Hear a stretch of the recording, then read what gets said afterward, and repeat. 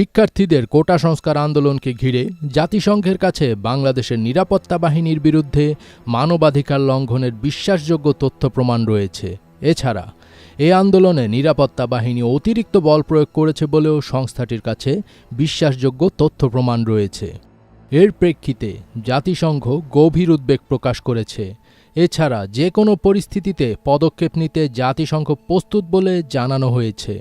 সোমবার ২৯ জুলাই মহাসচিবের মুখপাত্র Stephen Dujarric এক ব্রিফিংয়ে এসব তথ্য জানান।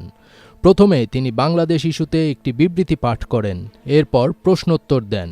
শুরুতেই বিবৃতিতে তিনি সব ধরনের সহিংসতার দ্রুত, স্বচ্ছ ও নিরপেক্ষ তদন্ত পুনর্ব্যক্ত করেন এবং এর জন্য যারা দায়ী তাদের জবাবদিহি নিশ্চিত করার আহ্বান জানান। Also, an update on Bangladesh, and I can tell you that the Secretary General remains deeply concerned about the situation in Bangladesh. He notes the reports of the resumption of student protests today and reiterates his call for calm and restraint.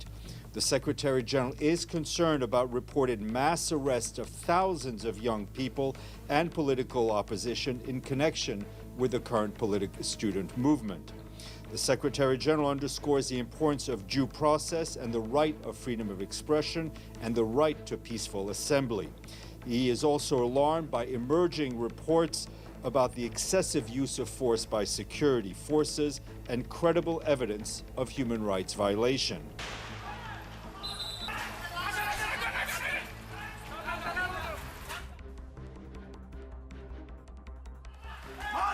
Dujarric জানান, শিক্ষার্থীদের আবারও শুরু করা বিক্ষোভের বিষয়টি তাদের নজরে এসেছে। চলমান পরিস্থিতি নিয়ে জাতিসংঘের উদ্বেগের বিষয়টি তুলে ধরতে অব্যাহতভাবে ঢাকা এবং নিউ ইয়র্কে বাংলাদেশের সংশ্লিষ্ট কর্তৃপক্ষের কাছে বার্তা পাঠানো হচ্ছে বলে উল্লেখ করেন তিনি। ব্রিফিংয়ের শুরুর দিকে পোডিয়াম থেকে বাংলাদেশের চলমান পরিস্থিতি নিয়ে জাতিসংঘ মহাসচিবের বিবৃতি পড়ে শোনান ডোজারিক। তিনি বলেন, যথাযথ আইনি প্রক্রিয়া মেনে চলা, মত প্রকাশ এবং শান্তিপূর্ণ সমাবেশের স্বাধীনতার অধিকারের ওপর গুরুত্বারোপ করেছেন মহাসচিব। আইনশৃঙ্খলা বাহিনীর সদস্যরা যেভাবে বিক্ষোভ দমনে অতিরিক্ত বল প্রয়োগ করছে এবং মানবাধিকার লঙ্ঘনের বিশ্বাসযোগ্য যেসব প্রমাণের খবর প্রকাশ পেয়েছে তাতে শঙ্কিত তিনি। He reiterates his call for all acts of violence to be investigated promptly, transparently, and impartially, and for those responsible to be held to account. We continue to raise our concerns about the situation in the country with relevant authorities, both in the capital Dhaka and here in New York, and we count on Bangladesh to respect and uphold human rights, including as a troop contributing country to the United Nations peacekeeping missions.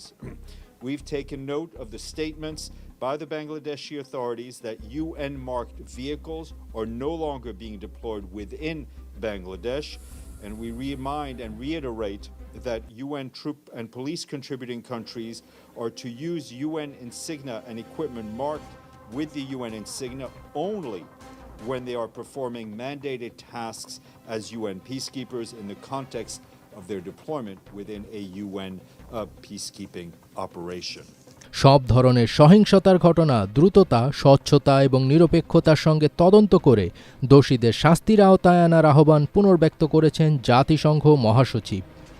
Dujarric আরও বলেন, বাংলাদেশের চলমান পরিস্থিতি নিয়ে ঢাকা এবং new York উভয় জায়গায় সংশ্লিষ্ট কর্তৃপক্ষের সঙ্গে আমাদের উদ্বেগের বিষয়টি অব্যাহতভাবে বলে যাচ্ছি।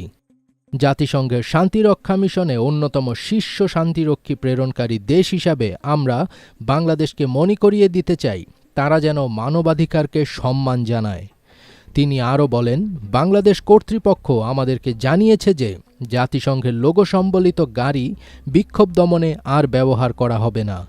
আমরা একটি বিষয় আবারও মনে করিয়ে দিতে চাই এবং পুনরাবৃত্তি করতে চাই যে যেসব দেশ শান্তিরক্ষা মিশনের সদস্য পাঠাবে তারা যেন শুধুমাত্র শান্তিরক্ষা মিশনের নির্ধারিত দায়িত্ব পালনের সময়টাতেই জাতিসংঘের লোগো সম্বলিত গাড়ি ব্যবহার করে।